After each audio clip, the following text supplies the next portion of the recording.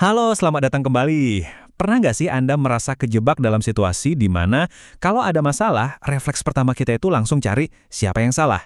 Nah, kali ini kita mau coba bedah bareng-bareng sebuah prinsip yang kelihatannya sederhana, tapi dampaknya luar biasa. Sebuah cara untuk mengalihkan fokus dari luar ke dalam diri kita. Sebuah jalan dari menyalahkan menuju kedamaian. Coba deh, kita renungin sebentar. Kalau ada sesuatu yang nggak enak terjadi, siapa atau apa sih yang pertama kali lewat di pikiran kita sebagai biang keroknya? Teman kantor? Situasi ekonomi yang lagi susah? Atau jangan-jangan pemerintah?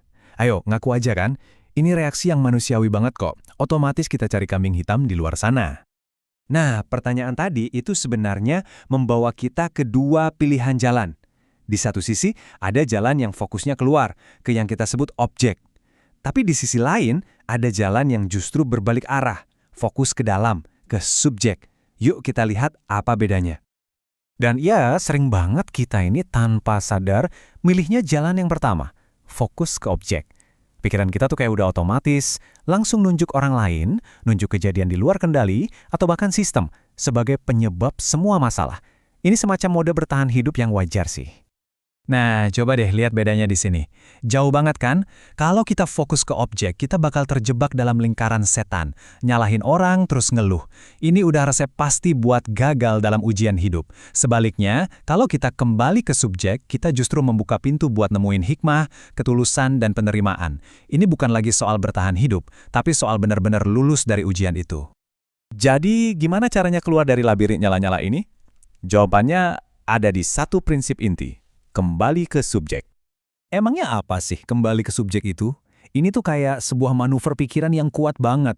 Jadi daripada perhatian kita kesedot keluar sama drama-drama eksternal, kita dengan sadar menariknya lagi ke dalam, ke satu-satunya subjek sejati di balik semua ini, yaitu Tuhan. Anggap aja ini tombol jeda yang kita tekan sebelum kita bereaksi. Begitu kita lakuin ini, wah, ada sesuatu yang ajaib terjadi. Kita mulai bisa ngelihat lebih jauh dari sekedar sebab akibat yang kelihatan di permukaan. Kita jadi membuka diri. Kalau di balik semua ini pasti ada hikmah yang lebih besar. Kan? Seperti yang diingatkan di surah Al-An'am ayat 59, sehelai daun pun gak akan jatuh tanpa sepengetahuannya. Artinya, setiap kejadian, sekecil apapun, pasti ada tujuannya. Tapi prinsip ini bukan cuma trik pikiran loh. Ini lebih dalam lagi. Anggap aja ini alat buat bersih-bersih. Tapi yang dibersihin itu rumah di dalam diri kita, yaitu hati kita dari segala kotoran yang namanya ego. Nah, sumber ini nunjukin ada 4 kotoran utama yang sering banget nempel di hati kita. Pertama, ada nafsu, ya ego itu sendiri. Kedua, ada rasa agung, bisikan-bisikan yang bikin kita ngerasa lebih hebat dari orang lain. Ketiga, rasa suci, keyakinan kalau kita yang paling benar. Dan terakhir, rasa minta puji, yang bikin kita haus pengakuan dari orang lain. Kedengeran familiar nggak? Terus buat apa sih bersih-bersih ini semua? Sederhana banget, buat memurnikan niat kita. Tujuannya supaya setiap hal yang kita lakuin, mau itu besar atau kecil, sumbernya murni dari ketulusan buat Tuhan. Bukan karena ego yang pengen dipuji atau diakui, karena pada akhirnya cuma niat yang tulus yang benar-benar ada nilainya. Nah, kalau hati udah mulai bersih, cara kita ngelihat masalah pun jadi beda banget. Kesulitan itu bukan lagi hukuman yang datang tiba-tiba, tapi ujian yang memang dirancang khusus dan punya tujuan.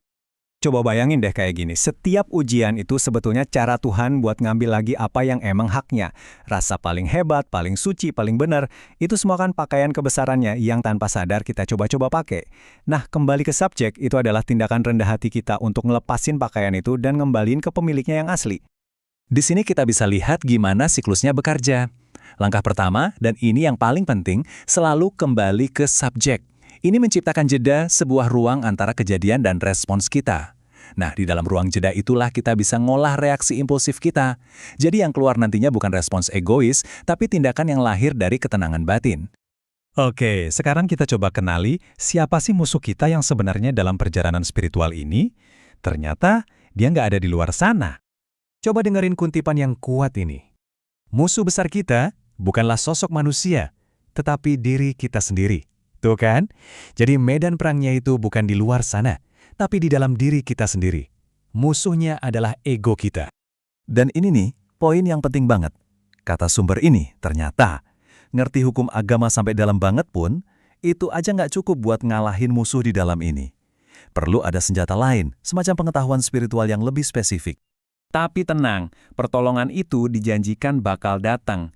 Buat mereka yang benar-benar tulus nyari ilmu kebenaran ini, bantuan ilahi akan turun lewat apa yang disebut malaikat mukarabin, para malaikat yang dekat dengan Tuhan. Mereka inilah kekuatan spiritual yang ngebantu kita naklukin ego, supaya kita bisa benar-benar mengesahkan Tuhan dalam hidup kita. Terus, ujung-ujungnya buat apa sih semua ini? Apa sih hasil akhir yang bisa kita harapkan? Menurut pandangan ini ya, kita sekarang tuh lagi hidup di zaman penyaringan. Setiap dari kita lagi diuji dan dimurnikan. Dan ini semua bukan kekacauan yang acak, tapi justru bagian dari rencana ilahi yang lebih besar buat menata ulang dunia ini.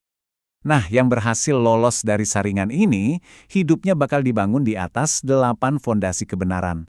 Angka 8 ini melambangkan 8 pilar penopang. Walaupun gak dirinci satu-satu, intinya adalah ini kerangka baru untuk ngejalanin hidup yang lebih sadar dan punya makna. Tujuan akhirnya, simple tapi wah, dalam banget. Yaitu untuk menciptakan hidup yang bukan cuma bermanfaat buat diri sendiri, tapi juga jadi berkah buat orang lain.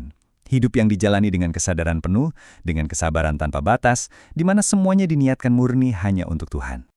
Dan disinilah letak keajaibannya. Ketika udah cukup banyak orang yang berhasil ngelakuin transformasi di dalam dirinya ini, efeknya bakal nyebar.